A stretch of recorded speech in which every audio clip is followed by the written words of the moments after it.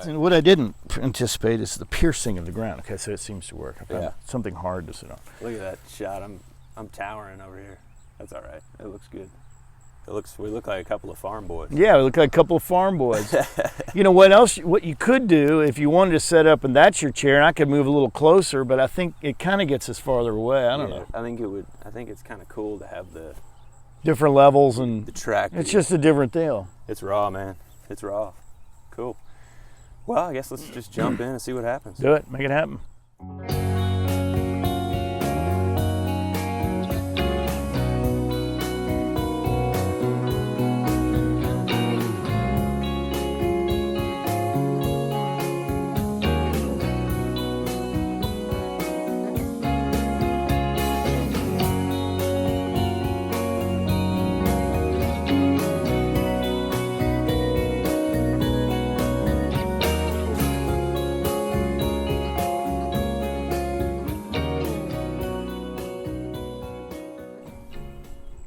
What's going on, everybody? Sam Heine here. Welcome back to another episode of Street Talk. Hope everybody's doing well out there and hope everybody's having a great week. We're having a great week out here because we've got a great episode for you today. We're out in the far east end of Louisville, the Goshen area, and we've got a hemp field in the backdrop here to kind of paint a picture because we're talking to Moseley Putney today. He is, amongst many other things, he's a hemp producer. He's the owner of the Kentucky Hemp Company. He's also a renowned architect, real estate developer. He's had his hands in urban redevelopment in Louisville to kind of contrast but also synchronize with that agricultural redevelopment. Couple projects just to rattle off to paint a picture for you folks back in Louisville. He has been heavily involved in with the architecture and development of the Stoll firehouse building in the Clifton neighborhood before it became the Clifton we know today.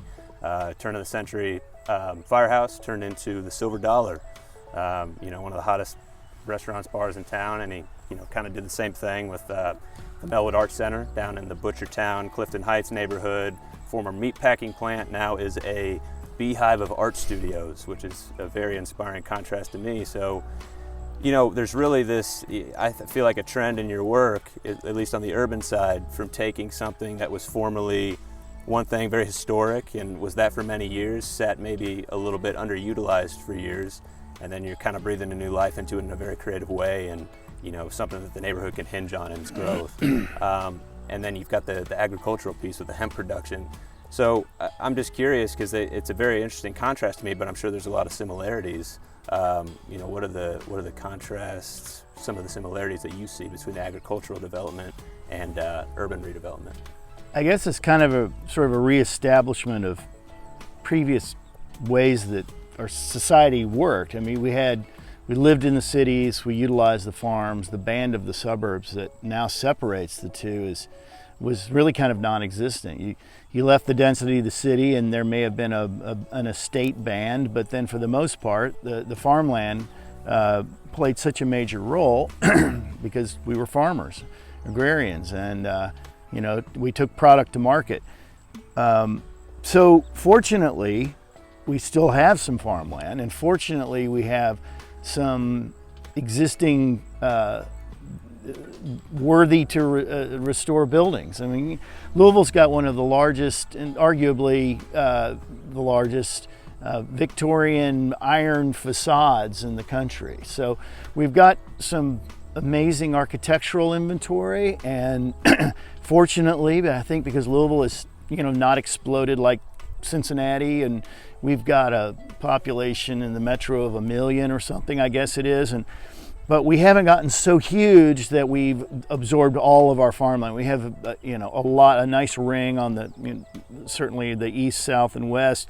You can go out and you can find farmland pretty close to Louisville. So sort of in the restoration notion of things, the buildings are a no-brainer. If you haven't torn it down, there's possibility that it can be something fabulous. If it's been maintained, and even in many cases, if it's just a wreck, if you've got a masonry structure or a stone structure that has even taken in weather, there's a chance you can bring it back. And so many so many developers, especially in the 60s, just tore fabulous buildings down because they saw this big empty thing that maybe no one wanted to be in as much anymore, didn't have the air conditioning comforts or whatever, and the process of converting it into a low maintenance parking lot that gave you a decent lease per month became more attractive. So we tore down so much stuff, but there's still a large inventory of urban fabric. And we have a great sort of alley street system. If we could convert it all back to two-way, I think that would be a good move. But and sort of I guess the contrast that you were alluding to about the agricultural component and the sort of the architectural urban component is, we've gone through the reemergence of hemp, which is one of our earliest crops and certainly one of our most useful crops. It was used for years and years and years. The restoration of that and what it has shown to have the promise, and just in the last 3 or 4 years since we've been doing it, from growing and starting to really process it and come up with we've learned a lot in the last few years about what to do and what not to do, and where the growth and the rise is exponential. That's what I think so interesting, because like we were saying, there's so much history behind it. It was a pillar of the United States as it was coming up in the early days, and now that it's been taboo for the last however many years, 80, 90 years, and it's almost just waking up from this state of the 1930s in which it fell asleep. And like you said, there's just so much potential on the nutritional side to replace plastics, make clothes out of it. I mean, it's such a dynamic thing, and it seems like it could do so much for the economy. Well put. Yeah. And canvas is derived from the word cannabis. So, it's been in use for mankind since the beginning. If not for fibers and for food, because the nutrient profile of hemp seed is pretty amazing, and people like it better when it's shelled or hulled, and you can get hulled hemp seed, and it's just the meat of the seed, the germ of the seed, and not the shell, and it's an incredibly nutritious food. We have in our system, and I'm sure some doctor will clack me on this because I'm going to get it wrong, but we have a lymphatic system. We have an endocannabinoid system within our bodies. We've got literal system of receptors throughout our bodies, stronger in certain organs than others, that's made to bond with the compounds within the plant. So here's this system that's part of our organism that has essentially been deprived of a compound that it evolved with. So it's interesting that we have that sort of cohesive and completely sort of fully indoctrinated system within us that we've had as we've evolved from whatever, and we still do. And now, for the first time, out of cryogenic, stasis, we've got this ability to reactivate that system. Well, let me ask you this, because usually with these I'll ask, we'll be in a different neighborhood around town. I'll say, what do you see coming in 5 to 10 years? But I see this is almost like, based on our conversation, this is seems to be the Wild West, and I see a big movement coming in the hemp industry. The marijuana is obviously coming.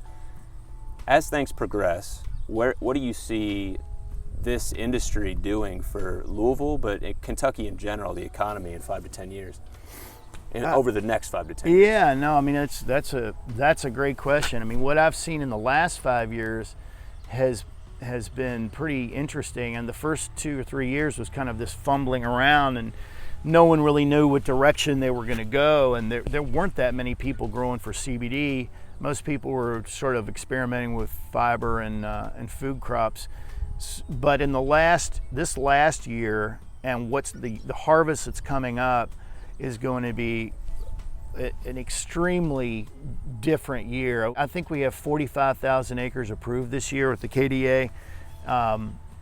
And in the past, the approved acres have ended up being about twice the actual acres that were grown. And I will be really surprised if this year we're not close to the number of approved acres. I mean, if you chart what's been going on even if this industry messes up, it's not going to table off. I mean, we've got an opportunity to do well in all the sort of the legal issues are moving in our direction. More and more states every year are doing it. Kentucky needs to drop the regulations. Colorado technically was probably growing hemp before we were, because they just did the 10th Amendment states' rights. We're growing cannabis.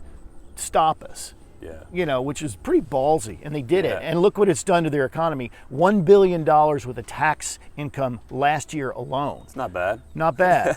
And it's gone through its vagaries. And it's sort of back to your question about what's it going to do for the economy of Kentucky. This is better than tobacco ever dreamed of being. And the health benefits of tobacco, I know that gets researched, and there's some compounds that are derived from tobacco that are for certain medicines, and I can't tell you what they are because I don't know, but I believe we're going to find so much more utility out of this plant in so many different directions. Yes, we have to retool on the way we make paper, which is an enormous infrastructure cost. Yes, we have to retool the way we do textiles and fabrics, but we don't have to retool so much about the way we do food. And we don't really need to retool so much about the way we grow it in the fields, because we've got farmers that grew tobacco for years. They know how to do this. This is right up their alley. Yeah. Well, it's interesting. It seems like something that's totally going to give the economy a new life and trickle down into Louisville itself. But, I think rural Kentucky as well, which I think needs a boost, and it seems like an overall good thing. So a lot of good things coming, and I appreciate you coming on, Mo. It's you bet. The cross between the urban redevelopment, the agricultural redevelopment, we're on the right track. Yeah. And because we're a smaller community, and I spend a good bit of time in LA, a family there, and I can be there for just so long before I just can't be there any longer, and that's about 3 days. Yeah. But you get back here, and you can within 5 minutes or downtown, literally, maybe 10, 15, you can get to places like this, and you can be close to agriculture, and I think the more we appreciate this and the more value this adds to the land, the more land's going to be preserved for that, as opposed to for suburban development. It's kind of an exciting time to see people taking care of stuff. Yeah. We went through eras of people just didn't give a crap about stuff, and they tore down fabulous things, and they destroyed farmland for really stupid houses that are now filled with mold. Yeah. So, now we're going back true. and restoring the great old stuff and realizing they were built right to begin with, and we're relearning the lessons of how to build good stuff. Yeah. Beautiful renaissance coming our way. Here. And happening right now. Right now. We're part of it. Yeah. Once again, appreciate the conversation. You bet. Absolutely. Appreciate you coming on, and keep your eyes on this subject, folks. It only seems to be gaining more traction. So you all have a good rest of the week, and I'll see you next week.